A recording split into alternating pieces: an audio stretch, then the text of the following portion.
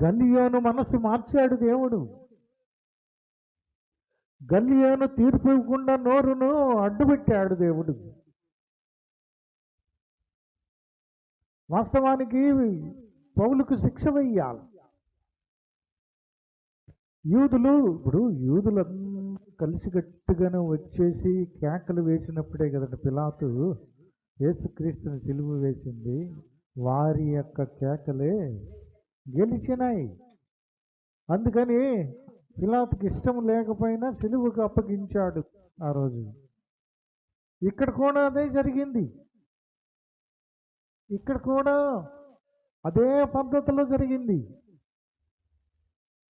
ఆయనని పట్టుకొని వచ్చారు. కానీ గల్లియోను ఆ రోజున పిలాతు, ఈరోజు గల్లియోను ఏం చేస్తూ ఉన్నాడు? ఇది నాకు సంబంధం లేదు, మీరు చూసుకోండి అన్నాడు. ఒకే మాటలో తేల్చి పడేశాడు. ఇది ఏదో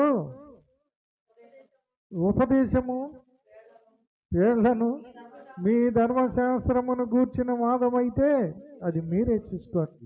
దేవుడు నోరు కట్టేశాడు. ఇలా చెప్పటం ద్వారా పౌలు విడిచిపెట్టబడ్డాడు. అంతేకాదు, దాదాపు ఆ రోమా సామ్రాజ్యమంతా ఆ సువార్త ప్రకటన చేయటానికి పౌలుకి అవకాశం దొరికింది. ఇలాంటి సంగతులను గురించి విమర్శ చేయటకు నాకు మనస్సే లేదని యూదులతో చెప్పి ఆ ప్రాంతం అంతా దేవుని సువార్త విరివిగా ప్రకటించబడింది. అంతకుముందు వాగ్దానము నెరవేర్పు చూసారా?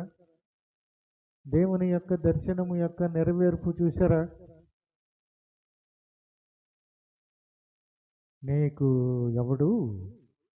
ఎవడు ఏ హాని చెయ్యదు. వారి మధ్య దేవుని వాక్యం బోధించుచు 1 సంవత్సరం 6 నెలలు అక్కడ ఉన్నాడు. ఆ తర్వాత మరి యొక్క అకయ ప్రాంతానికి వచ్చాడు. అక్కడ కూడా